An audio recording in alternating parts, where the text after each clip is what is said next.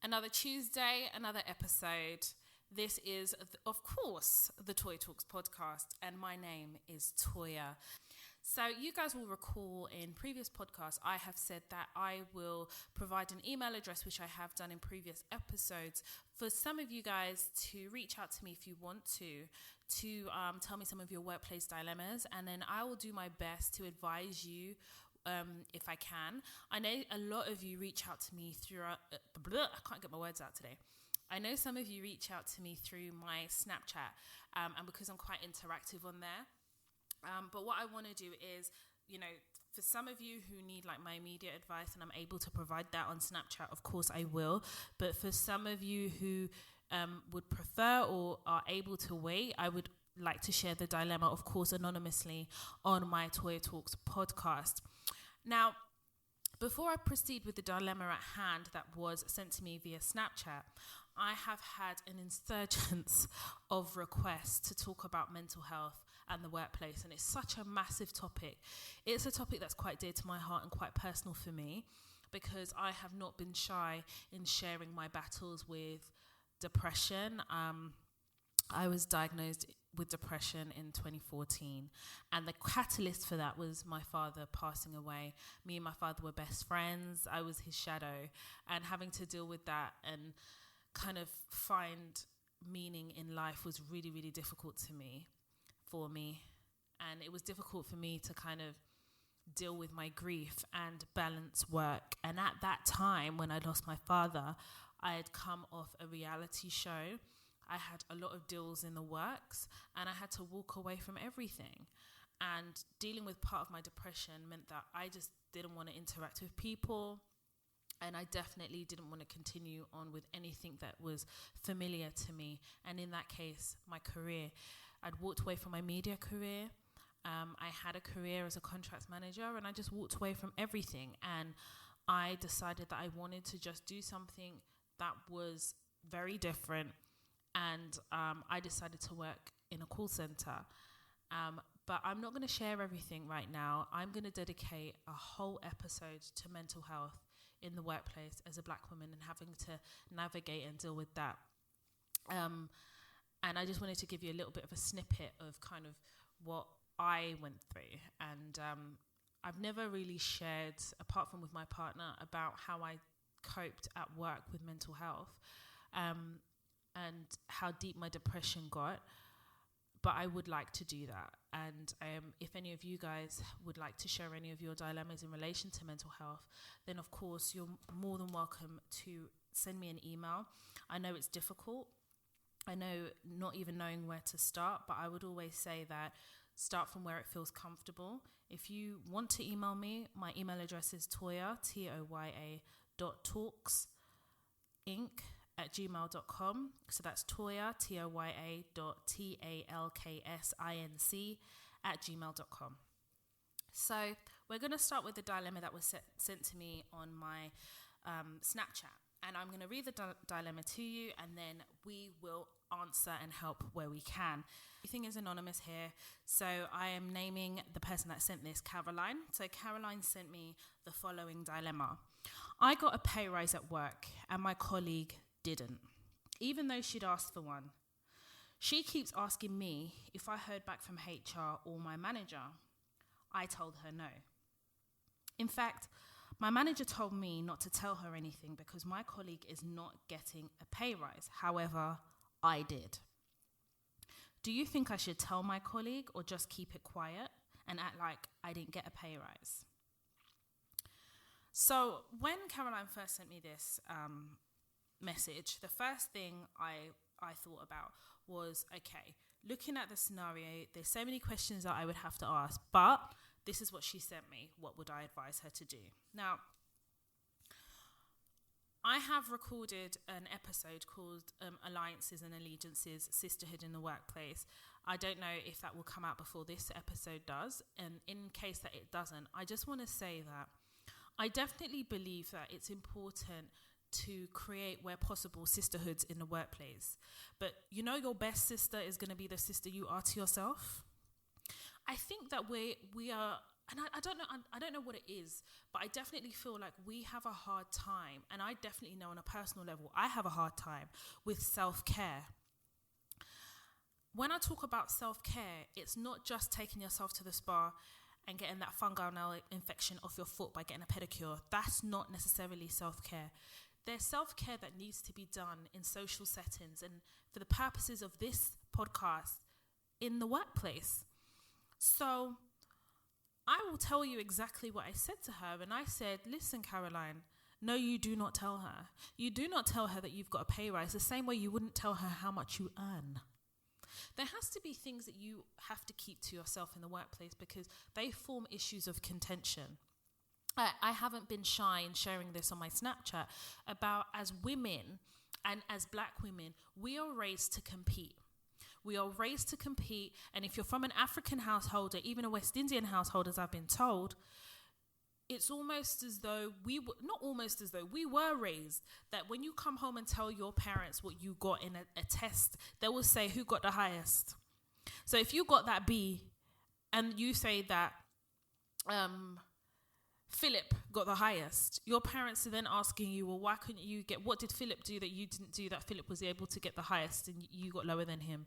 So on that level, we're pitted off against each other. But on a female level, I definitely feel, coming from an African and Nigerian Igbo household, I was definitely compared not only to people in school, but to my parents' friends.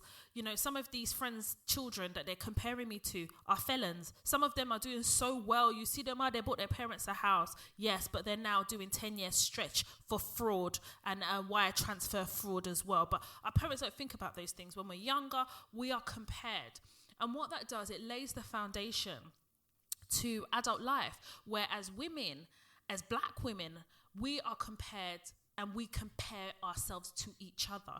And what it breeds is an unhealthy level of competition because we are then only ever seeing ourselves one at a time in certain roles. And because we see that, we think, okay, in order for me to be in that particular role, I need to bring this woman down. I need to bring this black woman down so that it can be me. We're not raised to think that more than one of us can be at a high level at the same time. In fact, we're almost conditioned to believe it's only one at a time. And I say this because in the example of Caroline, where she's written in about this dilemma, what she doesn't want to do is create that friction with a member of staff who she works with and for all intents and purposes, has a great relationship with, because you must be able to have a very good relationship with someone to sit down there and go and ask you about whether, you have that, there has to be that, interpersonal relationship that you're having with that person for them to feel comfortable enough to talk about money. So I said to Caroline, I was like, you can't do this. You can't tell her that you got this pay rise. The same way you wouldn't tell her how much you've earned. Because all it's going to do is create problems. Now, take your manager aside for a moment. Your colleague is going to immediately compare herself to you. What is it that Caroline has that she got this pay rise and I didn't? And whether it's intended or not, there's that underlying now friction that has now been birthed. And it's something that you cannot take back. And you better understand and better accept that she's going to definitely go to your manager and tell your manager. And it's going to give her the encouragement now to go to your manager again. So even though she's been asking your manager, this time it'll be, but Caroline got it, why didn't I? And it places your manager in a really difficult position. One, because she'll have to explain it. And I don't see how you can give somebody a pay rise and not another, but not even have the guts to tell the other person they're not getting one. You just ignore them. Two, I think that your manager, Caroline, is really, really unprofessional, and I would go as far as saying, on a managerial perspective, incompetent. Because to place Caroline in that position as a manager is a bit of a cop-out. Managers get paid extra money to manage, and they need to be able to do that. If you cannot manage, then you need not be in a management position. She's now forced Caroline into a situation where she has to now manage the fact that she has been given a pay rise and her colleague hasn't. And because she has a good relationship with her colleague feels comfortable enough to ask her, have you got your pay rise yet? And it forces Caroline to lie, because Caroline says in the dilemma. I told her I haven't heard from HR or the manager, which is a lie because she has done. Her manager said, listen, yes, you're getting a pay rise, but please don't tell your colleague because your colleague isn't getting one. It leads me to also think about what criteria do organizations have when giving pay rises? And that includes bonuses. What is the criteria? Because if the criteria is clear and the manager has followed the criteria properly, there should be no problem with telling another colleague, listen, you haven't got the pay rise and this is the reason why. But for this manager to be dodging the question, I have to question whether there is like a clear metric in which, and a clear reason and clear justification for giving colleagues pay rises. What managers don't realise, the incompetent ones don't realise, is employees are motivated by different things. And more so than not, money is a key factor because you ain't working for free. If you give pay rises to some or not others, it's going to come out. But what it's going to do is undermine your position as a manager. So I'm speaking to the managers now. You need to be clear and honest with your staff. Not everybody is going to get pay rises all of the time, but they need to know as employees what they need to do. What are their clear objectives? What is it they need to accomplish to be able to be considered for a pay rise? There needs to be clear rules and structures around pay rises. And what I find is, especially during my career, is there usually isn't a clear justification or clear metrics to measure how people and why people are getting pay rises. And what that leads to is disparity in employees about who gets paid what. And I definitely found that in my career, that you tend to find that people could all be on the same level and at different pay grades. And some of it is because during the passage of time, through service, maybe someone's been there 6-7 years. But for newer staff that's come in, you tend to find that where you have issues with pay rises and pay structures, that they're all on different salaries. And it's only a matter of time before they start sharing what they're on. And it's only a matter of time before one of them takes offense because they're maybe not getting paid the same amount or equal to or more than somebody who maybe they're more qualified than to do the job. So it creates friction. Organizations need to have clear metrics. Did you hear what I said? I'm repeating this. Clear metrics for pay rises and bonuses, because it will lead to people feeling as though there is a reason why they're deliberately not being considered or given something. And don't be surprised, managers. If you don't do things clearly and you don't do things fairly, it's only a matter of time before it gets brought up. And if somebody can prove a case of discrimination for their age, race, and gender, I'm telling you right now, not only will that undermine your position as a manager, you may find yourself and your position as a manager compromised. I was quite clear in my response back to Caroline, and I said to her, as I said before, no, she shouldn't tell her colleague. But then I started to explore a bit more about what she had told me. I think that, number one, confidentiality. A manager should not be telling other members of staff about who's getting a pay rise and who's not. She should have just left it as, yes, you're getting a pay rise. And this other colleague that keeps coming to you, asking you if you got one or not, send her to me. I find that there's a lot of managers who, the incompetent ones, are quite cowardice. So they like the money of a manager, but when it comes to the management responsibility, they're quite happy to shirk it off. And all that does is, it like I said, it creates tension and friction in a team. And when people feel like they're not valued enough, what do? They look for other opportunities. So initially I spoke about self-care. And my dad always said to me, so I'm Igbo, and Igbo is spelled I-G-B-O. And sometimes it's spelled IBO. And I remember having a conversation with my dad. I was like, Dad, why is there two ways to spell something that is exactly the same? He says, well, Igbo is our language, spelled I-G-B-O. But IBO stands for something else. I was like, what? He said, I before others. And I started laughing. Obviously, he didn't mean it, but he was talking to me about something, and it just kind of fitted in with what he said. And I always remembered, in a job, it is I before others, because you and your employment number, you and your career, it's about you and putting yourself first. How can you put your colleagues' careers before your own. It doesn't make any sense. And I think we're almost shamed into not prioritizing our own self-care and not putting ourselves first. It's almost like, oh, you're selfish for putting yourself first. Can I just say that it is your responsibility to protect your job? And there's no shame in doing it. There is a shame in thinking that your career and your career goals and needs are secondary to your colleagues. That's a very selfish way to think for yourself. Do you understand? There is no shame in saying, actually, do you know what? I need to safeguard my job here. And I'm not going to get in the middle of whatever it is and whatever reason my boss has for increasing my pay. I don't know to what level my colleague is working at. I'm not there in their one-to-one meetings having conversations or overhearing what they're talking about. So I'm going to stay out of it. There is no shame in doing that. I feel like you need to look at it like this. When you take a job and you're working in that role, you continue to date that job. Follow me now. You continue to date that job. And when you're dating that job, you're getting to know the role. You're getting to know the people. The same way if you're dating someone, you're getting to know that person. Now, I'm yet to meet a female or anybody that dates somebody and tells the person the ins and outs of that date. You just scratch the surface. It's the same with work.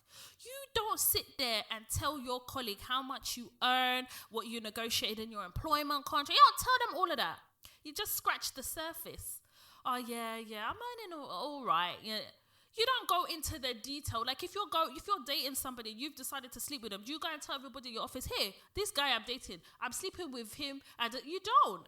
Like, it's the same with work. You're dating work and you're getting to know work. And as you're progressing in your career, you create a bond with your role. It's the same with dating. So I definitely view work, especially the preliminary stages of a role, like the first 2 to 3 years, you're dating your job. Okay? And you are bonded in your job when you've decided, actually, do you know what? I'm going to stay here and forge a career for myself in this particular organization. That's when you and your job are in a solid relationship. It's the same as dating. So some of those dating principles, well, those of you that have dating principles, you guys need to apply that to your jobs. And more importantly, you need to respect your roles. If you're respecting your role, i.e., I respect that this role, no matter how difficult it is, it's paying my bills. I respect that this job is adding to my skill set. If you respect the job, then you won't sell your job out or compromise your position. Now, I think we also have to consider the ramification of if she was to tell her colleague that she did get the pay rise. Now, at the point in which you tell your colleague, even if you and your colleague are like 5 and 6, the reality, as I initially said, is it is going to create tension.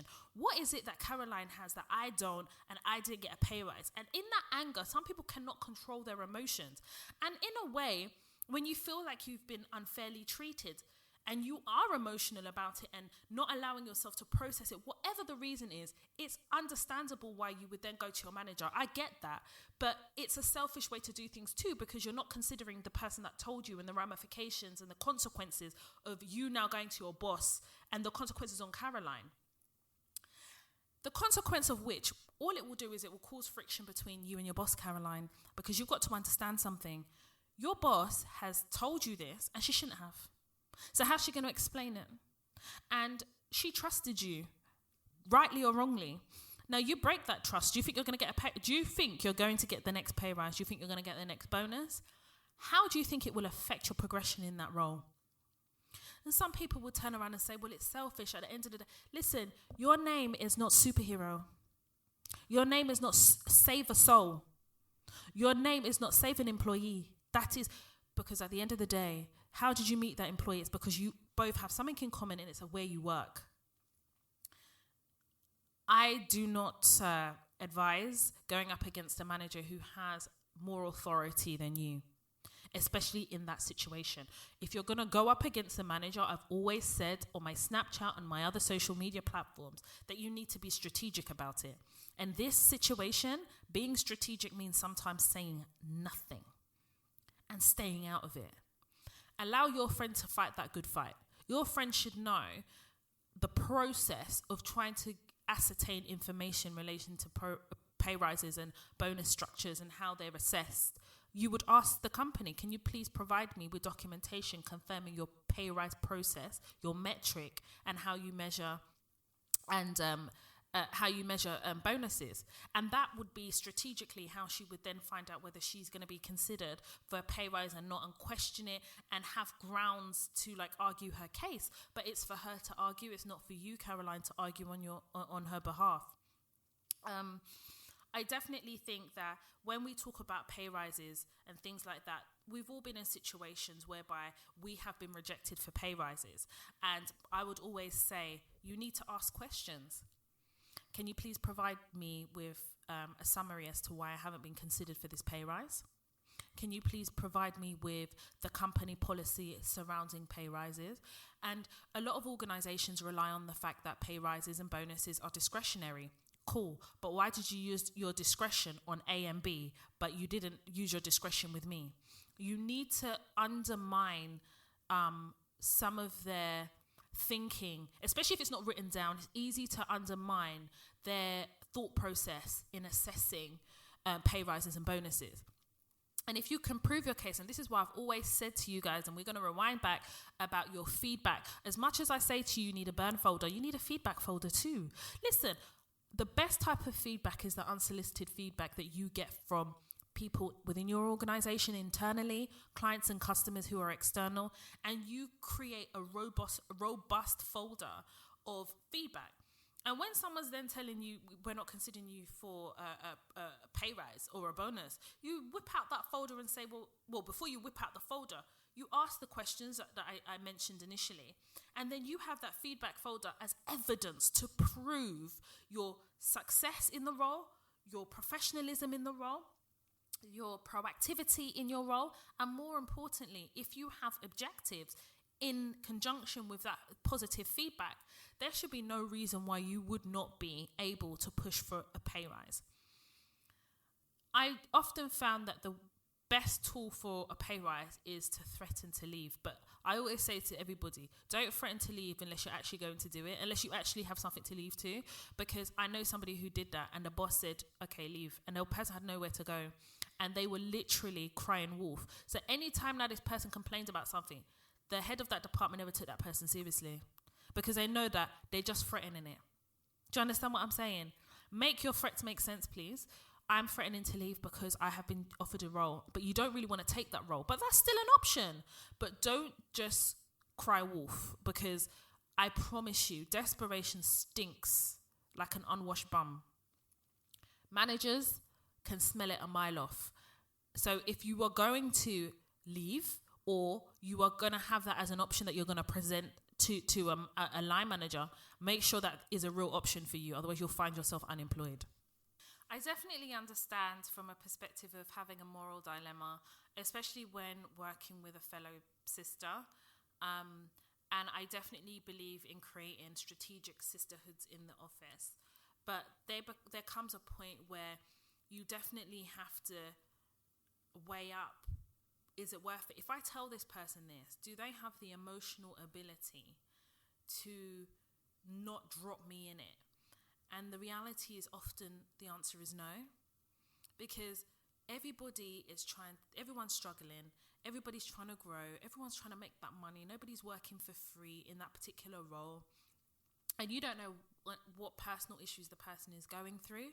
And it's easy to be blindsided by the fact that this person is getting something that I'm not, rather than looking at it as like, okay, this person is getting a pay rise, I'm not. This person has told me in confidence, I don't want to drop somebody in it. So I need to think about strategically, how am I going to navigate this? It's easy to just lose your temper and go gung-ho. And I've always told people, when you operate from a place of emotion in an office, you are never ever going to get anything positive. Because you've got to remember as well, you don't want to be backing certain managers up in a corner, because I have watched several times in my career people being managed out. I have been asked as a manager to assist in managing somebody out, and they won't outwardly say it, but it's the way it's presented. I'm like, listen, my hands are clean. I'm not here to manage anybody out, but it's the fact that there are managers that have these type of conversations with HR, and they actively work together to manage somebody out because an employee has backed a manager into a corner, and it's easier to name this person a troublemaker and get them out. And the responsibility and the fault, and I use the word fault quite loosely, lies with the employee for not being strategic. You've got to know that emotions have no place in an office. You've got to know that. You've got to know that as black women, it's so difficult navigating as a black woman in an office. Talk less of an emotional black woman where they can weaponize our emotions, and I say weaponize them. Oh, she's aggressive. But I never hear, emotions described as, a black woman as empathetic. Do you understand? I don't see it a lot. I find with my white counterparts, it's easy for white women to weaponize their tears, and it's easier for managers to empathize with them. But we're never seen as black women as having legitimate emotions. It's always negative emotions, i.e. she's angry, she's aggressive, da-da-da. But I've not heard in my career a black woman's emotions described as anything other than negative. Do you understand? I hope I'm explaining that properly. So I definitely think we have a responsibility to almost have a strategy when you go into a workplace. And I've always said, what are your objectives? What are you trying to get out of it? If you know that you've been working somewhere 3-4 years, and for 3-4 years you've been overlooked, bonuses, pay rises, promotion, if you know you've been constantly overlooked, then you have a question to ask yourself: do I continue to stay in this comfortable role and continue to be overlooked, or do I make a choice to no longer be overlooked and look for pastures new? Looking for another role somewhere else should be an option, a possible option. And it's not giving up, it's not running away. Oh, my CV is not consistent. Well, one thing is consistent in your CV, that you've stayed in the same role, haven't moved up, haven't moved down, and you've been monotone in a role. And I promise you, employers, yes, they ask you why you've left, but career progression is a legitimate reason for leaving. And it's okay to want more. We shouldn't be shamed into not wanting to grow in a role because we're comfortable. You don't want to upset the status quo. And if you've been constantly overlooked, and in this case for a pay rise, you need to start looking. What is the market saying for me here? Am I going to get more? If money is my motivator, am I going to get more money somewhere else? And you've got to give yourself options. Snap follower that asked, she had a dilemma, and she said, listen, I've been given the heads up that my department's going to be made redundant. And in fact, when I confronted my boss about this, she confided in me and told me, yes, we're going to be made redundant. And she gave me the time period in which it was going to be done. And she said, I've got a really good relationship with another member of staff. And we have a sisterhood, and I want to know, Toya, should I tell her that her potentially she's going to be made redundant? So I asked this young lady, I says, the fact that you are asking me whether you should tell a fellow colleague that you work with and that your jobs are at risk of redundancy, the fact that you're asking me tells me that you don't feel comfortable in telling her. So what you need to ask yourself is, why do you not feel comfortable with telling her? And she goes, because I know she's going to tell my boss. I said, well, there's your answer. If you know she's going to tell your boss, and it is literally going to create World War III, not only drop you in it, but you have doubts yourself, are you looking for me to reassure you that you should tell her? I can't do that, my darling. Because the fact that you're asking me, I don't know her and I don't know you. But you feel very uncomfortable to tell her. So maybe you need to explore that. She said, you know what, Toya, I never looked at it like that. In fact, I'm not going to say anything to her. And I'm not sitting here saying it's easy to make those decisions, because they become now moral dilemmas. But the point is this: what do I have to lose? What do I have to gain? Now, what could happen? I can't even begin to explore the issues surrounding redundancies. I've watched redundancies being done so badly that, in fact, if people were more clued up, they could sue certain companies, and the companies will settle outside of court because they haven't followed certain rules and criteria.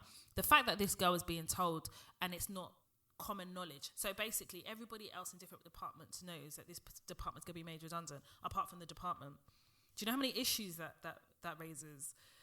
It's just crazy, But that is a massive moral dilemma. And I had to think about, if I was in that situation, what would I do? Because there are work colleagues that end up being really, really good friends. One of my closest friends I met because we used to work together, and we have forged an amazing friendship. But I think like I said, it's about what is it that I stand to lose here? In that situation, maybe the boss has told you because your job is safe, but everybody else isn't. And that, I know, creates an even bigger moral dilemma. But you saying something could mean that your job is at risk. And unfortunately, you have organizations that don't play by the rules because they rely on the ignorance of their employees to get away with certain things. But I before others. It is not selfish, and you shouldn't be ashamed for putting your job first, especially in situations where people have put you in difficult moral dilemmas. I can't get my words out. Where people have put you in a moral dilemma that compromises your employment. If you decide to confide and tell your colleague, then you have to accept responsibility for the fact that that colleague may not keep it to themselves. And if you're okay with that, then that's fine. But don't force yourself out of a job before you're ready to leave. Don't put your career in the hands of somebody else, because fundamentally, when you share something that you're not supposed to, that's what you're doing. And I don't know about some of you, I really love sleep. I need to sleep at night at least 8 hours. And I can't have that moral dilemma of, hey, I've told this person something. Hey, is that person going to blab? Is that person going to talk? And you'll be seeking reassurance from that person, not knowing that that person's already blabbed. What kind of rubbish? I won't be able to use the toilet because I'm constipated because of stress of not knowing what that person's going to do with the information I've told them. Hey, you need to box clever and you need to be smart. And as black women, I definitely believe in allegiances, alliances, and sisterhood. But I definitely believe that we need to respect ourselves more and be comfortable in ourselves enough to put ourselves first sometimes. I will be the first to put my hands up and say, I have always tried to be the superhero for everybody. And one of my friends one time told me, honey, how can you be the superhero for everybody else if you're unwilling to save yourself? And it really made me think. And from that day forward, I put myself first in my career. And sometimes you are going to be trusted with certain information that you can't say and you can't talk about. And you've got to weigh it up. I do want to touch upon something that happened to me a couple of years ago. And I think I may have mentioned it in another episode. I'm not too sure. But you know what? I think I'll mention it here as well because it relates to the topic at hand. So I'd been working somewhere for about over a year. And it was coming up to bonus time. And I had objectives, but they weren't specific objectives to me. We had team objectives. Now, team objectives are a bit difficult because it's easy to not meet the team objectives. It's easier to meet the personal objectives because you're in control of achieving them in a way. But when it's a team, you're relying on everybody else. Do you understand? In any case, I had a burn folder, and we've gone into detail about that. But I had a feedback folder, and I used to get a lot of feedback from clients and internal members of staff, and internal staff that not necessarily in the team. There were some that were in the team. Oh, thank you so much, Toy, for training me with this, and and the thank yous, and I kept them. And I had well in excess of 100 emails that I had saved. So when it came to objective review, which was 3 months before bonus review, we went in and we reviewed my objectives, the team objectives. And my boss had asked me, could I give examples of how I've contributed to the team objectives? And because I was prepared for this, I had written this all out. And then I had said to her, I have a feedback folder of all the feedback that I've received since the day I started.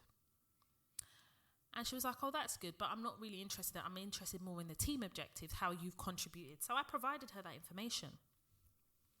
As the meeting went on, I realised that, do you know what? It's going to be really hard to get this bonus because if bonuses are discretionary, I'm relying on the discretion of this manager here. And the only time I see this manager using her discretion is when she's deciding what to eat for lunch. Oh my God, her discretion is active and is publicly shared.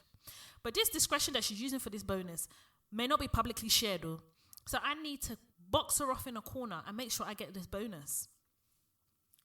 So when it came to the bonus and how it worked, I went online on the intranet and found out the criteria for bonus. So even though it's discretionary, this is what guides their discretion. So it's the guidance. And I made sure that I was able to supply evidence for every piece of guidance there were. And then what I did is 2 months before the bonus decision, I booked an appointment to meet with my manager outside of the one-to-one. And I just entitled the meeting discussion regarding progression. And you know when they start seeing this, especially the Oyubos that don't want you to progress, they start shaking, especially if you're integral to the business, because in this particular organization, their turnover of staff was unbelievable. So she couldn't afford for me to leave. And already I knew that was part of the leverage that I was going to use to get this bonus.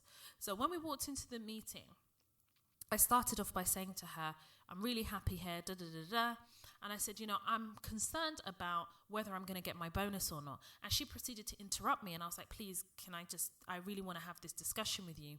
And she could see I was serious, so she backed off.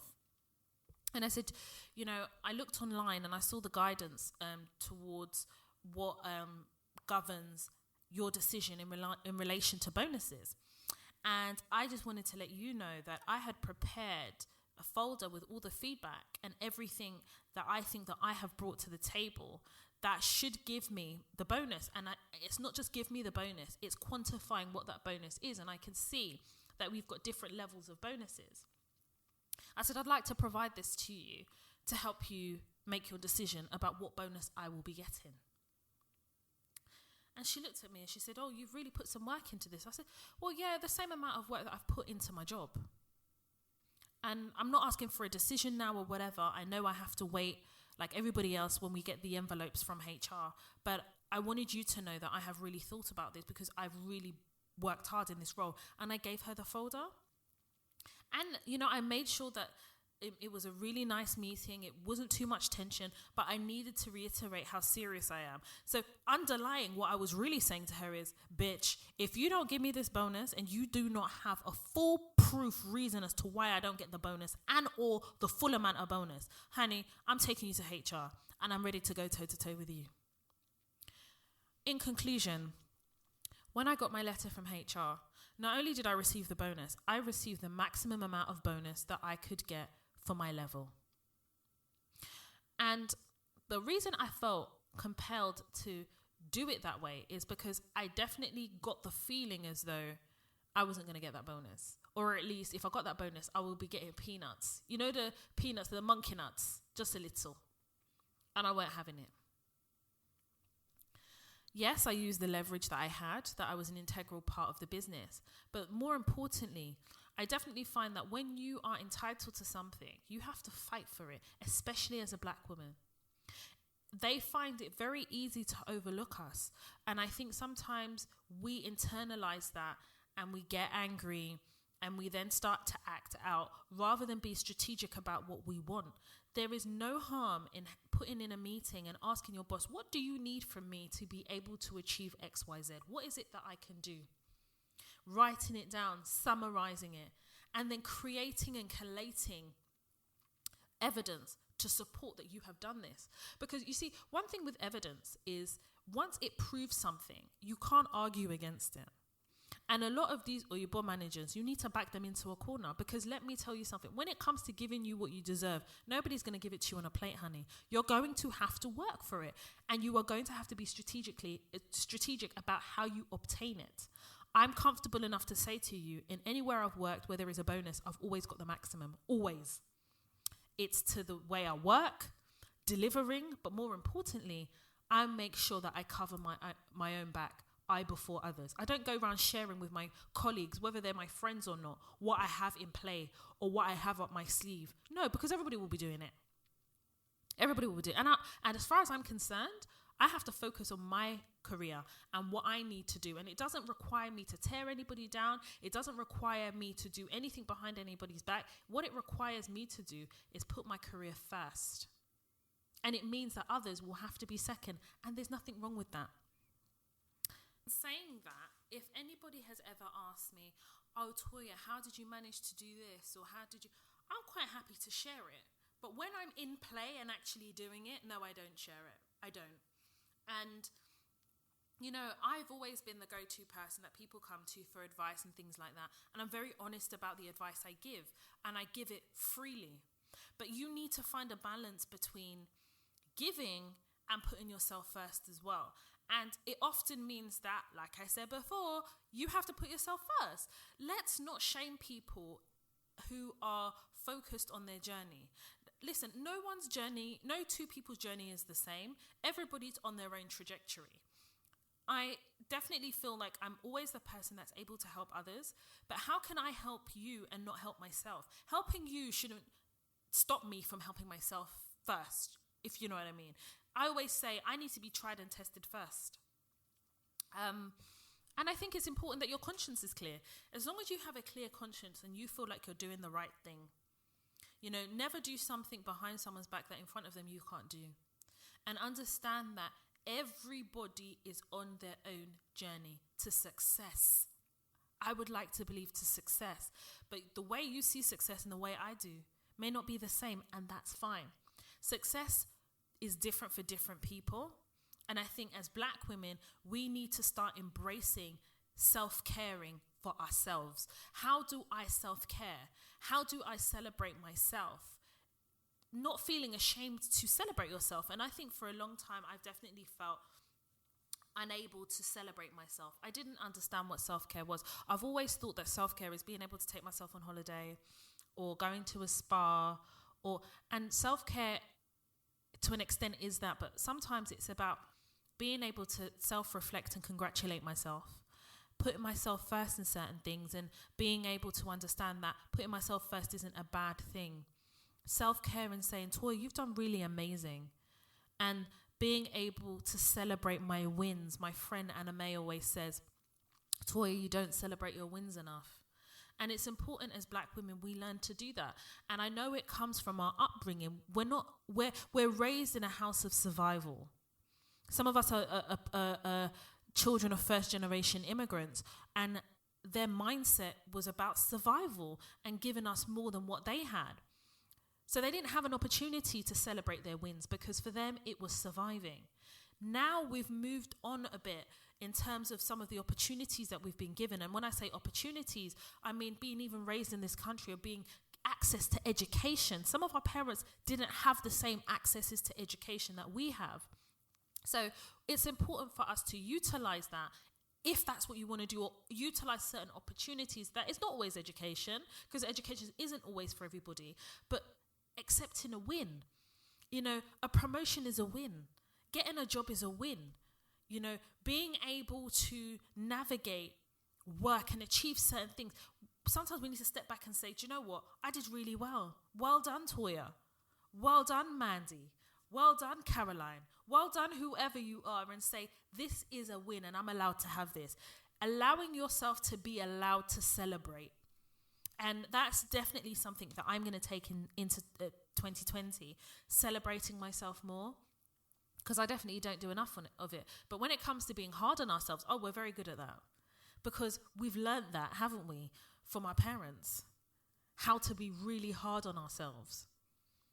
And if that is a motivator, then that's fantastic, if that's kind of how you motivate yourself. But when you do achieve that win, do you go hard for yourself in celebrating in the same way? Do you use that same vim, the same energy to say, I've done amazing? Because I could be the first to say that I don't do enough of that. So 2020, on my social media, don't be surprised if I start celebrating my wins just a little bit more. So guys, I hope that I've helped Caroline with that dilemma. I hope that you guys have learned something from her dilemma. I hope that you've learned something from this episode. I would like to say thank you so much for all the feedback I've been receiving on Apple Podcasts, where you can rate and review this podcast.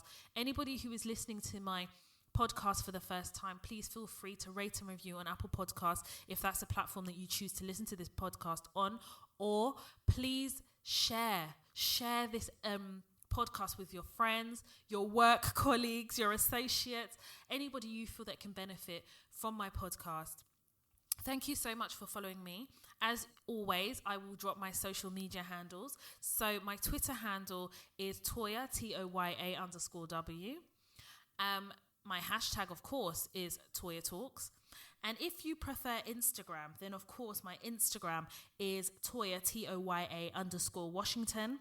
And of course, the Toya Talks podcast Instagram page is Toya_Talks. Thank you so much for listening, tuning into the Toya Talks podcast. And just before I end this episode, I don't know if you guys have seen it. Actually, I do know a lot of you have seen it, but I have announced the second live event that I will be doing. If you recall, I did my first Toya Talks live in 2018, took a break in 2019, and I have been so hard in the background on myself, working hard to be able to announce to you all that I will be doing a Toya Talks Live 2.0 in July. It will be the 11th of July 2020 in London. I'm really, really excited to be delivering a live event to you. The tickets will be live on Eventbrite. Please look out on my social media handles for that announcement. But I can tell you that the tickets will go live on the 28th of March, which is a Saturday. So 28th of March 2020, that's when the tickets will go live. If you keep abreast of me, of what I do and everything on social media, you will see when the link goes up to the ticket page. So for those of you who follow me on Twitter, my Twitter handle is Toya_W. My Instagram is Toya_Washington. The Toya Talks Instagram page is Toya_Talks. And of course, follow me on Snapchat, it's Toya Washington. And it will be on my social media platforms that I will be announcing the ticket go live. You will see a countdown. I want to thank you all for listening to this episode. Hope you have a great week, a great month, a great year. My name is Toya Washington, and you have been listening to the Toya Talks podcast.